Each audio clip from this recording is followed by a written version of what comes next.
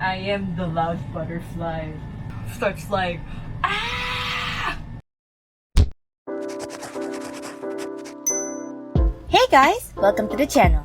It's been about a month since I shot this footage, but here's how I made my Halloween costume for the year. So let's get into it. To make the headpiece, I used some paper and pencil for patterning, felt cloth, glue, baby powder, clear plastic from packaging, paint, and hot glue. This is not necessarily a one-to-one tutorial, so you can use any brands as long as it works the same way. Day 1, the first thing I had to do was make a pattern for the shape of the wings. I get my paper, or in this case paper board, which is just thicker paper, and start sketching out the shape from reference images I had from my laptop.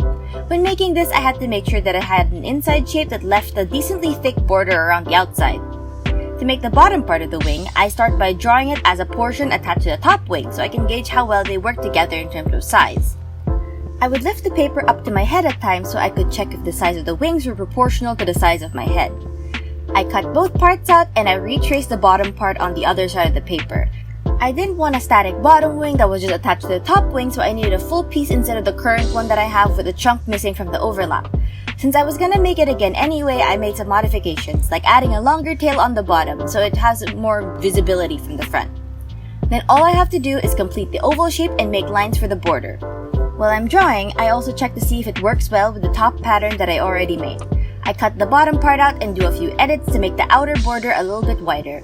To make the parts that I need, I also cut out the centers of the pattern pieces because I only need the outside borders. I take out my felt, which I want to reiterate is felt cloth, not felt paper, and retrace the pattern pieces on it. So I trace each wing 4 times. I trace the top wing twice, flip it over, and trace it twice again. Then do the same thing for the bottom wing. So in the end, I have a total of 8 pieces of felt, 4 for each wing. While you can see me tracing and cutting those out, let me explain what this is for. So I said earlier in the video that this is my Halloween costume. The thing is, my family doesn't celebrate Halloween, and it's not a big deal here in the Philippines anyway. So why do I have a Halloween costume? Well, my org had a Halloween party where costumes were encouraged but not required. But I'm very extra, so instead of going with a spooky filter during the online party, I bought myself the Haori, colored my bleached hair purple, and made this headpiece. All just to cosplay as Shinobu from the waist up. Would have loved to make her sword too, but I literally had to make this headpiece in 4 days. All while still doing my homeworks in the morning and afternoon, so I really can't. The thumbnail of this video was actually taken before the party, so that's what I looked like on Discord. I just went a little bit more extra for that and put on a purple eye filter too. By the time I'm recording this voiceover, I'm still debating whether to edit in the purple eyes in the thumbnail too. So I guess you guys know more about that than voiceover me. Continue on with the headpiece making. I test out the cut wings to see how they fit together and if the shapes I made would work well. Thankfully they did. So I take my very old cutting mat and start cutting out the middle of the felt just like I did with the pattern pieces. To some of you who watch my other crafting videos, you might wonder why I'm using gray felt this time instead of the white one I've used in my Hanafuda earrings video. Well, first is that I actually have more of this gray felt so I can make bigger pieces out of it. Second, it's a thicker material than the white one, so I'm able to get extra structural integrity when layering 2 reinforced pieces of it together. The thicker material also allows me to add thicker layers of material in between the main felt layers. And third, the white felt has some starch within the cloth that makes it a little more stiff than it is. I thought the softer, not as tightly packed fibers of this gray one would be easier to cut the window parts out of the wings. Of course, with every hand-cut thing, it's gonna be uneven in some parts, so I try to solve that by clipping matching parts together and trimming them to match each other a lot more. Then some test placement so I'm sure that the pieces are the correct size. As with most crafting videos I do with felt, I have my trusty magic mixture on hand. It's a combo of glue and baby powder. Now it's on a gray background and not a white one so you can see where I've actually placed it. The first layer always has more glue than powder since you want the mixture to seep through the felt fibers and fuse it all together. If you make the mix too thick on your first go, it would only sit on the surface and bumping it can pry the layer off the piece. I only layer this mix on one side of the felt, then placing it on both sides like I usually do since only one side needs to be painted and glued. You need 2 pieces with mixture on the side facing left and 2 pieces with the mixture on the side facing right. Just a quick reminder that if you're doing this, make sure you use something disposable when mixing this unless you're planning to use it quickly and wash the container as soon as you're done. The mixture hardens to something like plastic and has a tendency to stick to other plastic because of the glue in it. You can remove it when it's dry, but you would need a non-porous container that you can bend and a thick enough layer of the mixture in the container. I highly suggest a thin plastic or something in a cup or bowl shape since mixing liquids that is not paint on a flat surface gets difficult. I personally like using parts of kids' cooking sets that I have from my own childhood toys since they're so incomplete now that I can't give them away, and it's also a good way to use things that I already have. The small pink cup is my dedicated mixture cup. It does build up with layers that I can't get off the sides completely, but since it is a kid's toy and the plastic is a bit bendable, I can just bend the cup to loosen some parts of the sides and peel it away using pliers when I have a thick enough layer. Day 2, the first layer is dry, so I mix up another batch of mixture, now with more powder. I also use an emery board to sand the mixture that's already dry. Brushing the mixture freezes some fibers standing up and the edges can get sharp, so I sand that down to get a nicer finish. Sanding it even during the first layer keeps it from needing thicker layers of mixture to cover up the rough texture. I do that for every piece so that I would be able to save some time from trimming later on. I do a total of 3 layers on each to make it covered and easier to paint but not bulky. I want to keep a low profile, so I need to retain some of the original bumps and lines created by the fabric itself. I also suggest painting the mixture on the surface so you don't mind getting glue all over. I'm painting on the inside of a shopping bag that I previously cut up to make my frontman mask. It's not something I think I'll be needing, so I can use it as a painting surface without damaging my table. When the last layer is done, I get my cutter and make a hole through one of the pieces big enough to put a split pin through. Then I lay a piece with the opposite mixture layer on the other side so that the 2 layers can have the hole at the same place. I pair up the rest of the pieces and make holes through them as well. Try to keep in mind how you'd want them to lay on top of each other while you're making the holes. When that's all done, I make a rough assembly of all the pieces without opening the split pin yet. This just makes it easier to measure the plastic I'm putting for the middle. I keep a bunch of different plastic packaging around so that it can be used for a lot of different projects, but it's a lot harder to get it now since there are no toy boxes around the house. So I take from my stockpile of plastic packaging and see which ones I can use to make the window part of the wing. I managed to find a washi tape box that had a clear space that fit the bottom windows. The biggest box I had looked cool and I wanted to use the design sides as an extra detail, but the top wings were just too wide. But for now, I clean up the bottom windows with some rubbing alcohol to get it clean and remove the dust. Then I try to figure out something to fit the top window. I thought that having a solid piece of felt with the inside wings just being painted on would look a bit boring. I know that's what it looks like in the anime, it's just a solid white color, but I wanted to add a bit more fun and interest by having the middle of the wing transparent, also so the pattern would show through both sides. After some testing, I found a thin plastic sheet in my collection that would work well for the windows. It was a significantly thinner plastic than the bottom windows, but the thickness of the felt should help hide that. I trim all the plastic roughly to the shape of the final wing pieces, but to make sure that they have enough of a border to lay on top of the felt, then just fit perfectly in it. I also take this time to do a final sanding and trimming on the pieces. When the mixture is dry, there are times when it's easier to remove the excess bits of it with scissors than spend all your time sanding it off. I do my best to sand the inside edges too to make them as smooth as possible. As you can see, most of these pieces are still a bit floppy, but that's fine since they're going to be reinforced by the other piece of felt and the plastic between them. Day 3, I take the rough plastic pieces and measure them against the felt border. I want to get a piece that fully covers the window I made, but goes onto the felt enough that it can be held in place, but not so wide that the felt wouldn't stick to each other. It's a lot easier in practice. You can see me marking out where the extended pieces are and cutting them to fit the middle of the felt to give pieces a way to stick to each other. Then I just trim the plastic and use a thinner black marker to mark where the plastic is supposed to go on the felt. I do the same thing with all the other pieces. For the top windows, I need to create a more custom shape than just trimming away the side pieces because of the dip in the middle of the wing. It wouldn't be a butterfly without the lines and veins on the translucent part. To make that, I take the same paper I made my patterns from and trace the inside parts of my patterns on it. I have reference photos from the anime that I pulled up on my laptop and I start creating the lines. I'm just doing my best to copy what I see, but a tip is to hold the pencil farther from the lead than you would usually. If your lines are too controlled, it wouldn't look as nice, but holding it farther would make it just off balance enough that it wouldn't look weird. To make sure the patterns are lined up to what I'm gonna see in the window, I tape the plastic to where I want it to be and trace the pattern over the paper over the plastic. Remember to use a permanent marker for this one because a water-based marker isn't gonna show up on the plastic. You can also paint it with acrylic paint if you prefer, but I wanted to use a marker instead of paint because of how precise I can be with a pen versus a brush. For the other side of the wing, I flip the paper over and make a different pattern on that side, relying on the same photos from the anime. Then I can just take the same pen and trace over the shapes.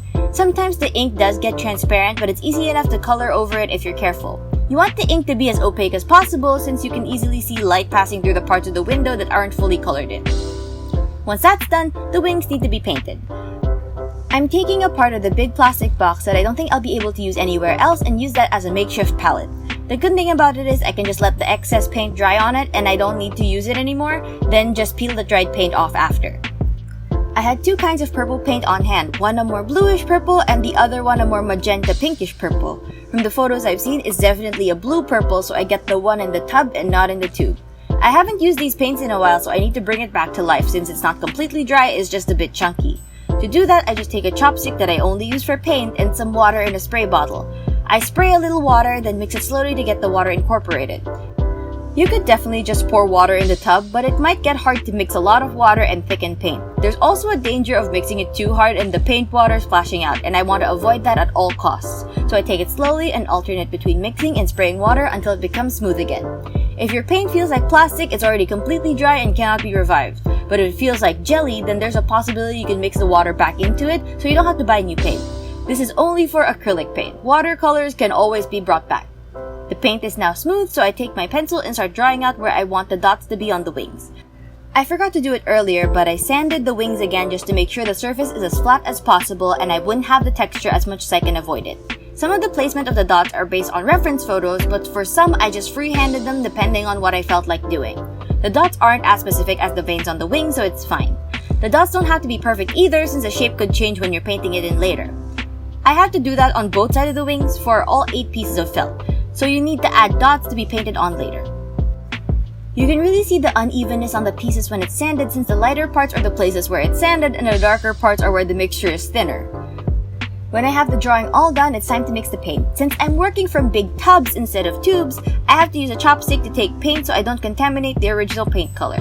The purple straight from the tub seemed okay, but I found out it was too dark and too saturated when you paint with it. So I wipe off my paint chopstick and use that to take some white paint. It's really important that you keep your white paint clean since it's such a common mixing agent. I mix some white into the purple and paint it on. Find out it's still too dark and mix some more white in. I'm going for a saturated purple that's in the middle of normal and pastel. I finally got close enough to the right color with another mix of white. I'm going around the pre-drawn dots when I'm painting, but it doesn't have to be perfect. I'm not gonna do any shading, I'm just gonna paint all the pieces with this purple paint. It took a really long time to paint all of these because there were 8 of them, and I was going around the dots that I marked and I wanted to use as much paint as possible to make it opaque so I don't waste all the paint I mix. It took a while, so I was just watching some YouTube the entire time to prevent boredom.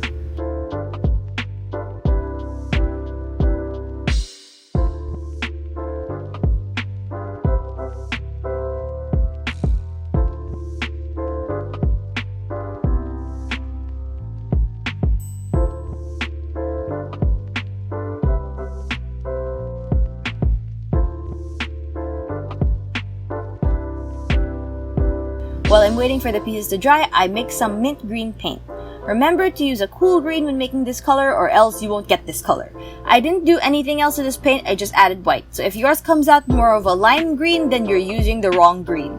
That's why most paint sets come with 2 versions of the same color since their undertones can be different. That's why there's 2 tubes of green paint on my table right now. I just chose to use the green paint that was already open. When I can hold the wings, I paint around their edges. This gives it a more polished look. It doesn't matter if it goes over the other side of the felt, it's just more important that the edges are fully covered.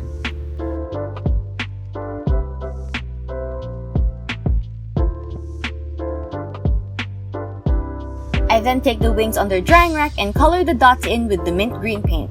Since the paint is a pastel, it's just going to take longer before it becomes opaque. The dots aren't smooth at all. I just try to get the paint in the general shape that I drew.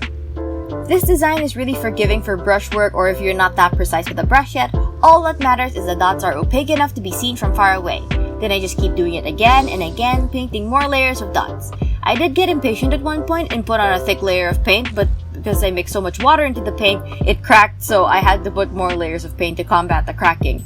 I was really getting tired at this point, but I just wanted to see a completed project, so that's what I had in mind while I kept going. I thought it was gonna get boring to see how many layers I had to do, so I just finished the painting off camera. Do as many layers as you think would make your paint opaque.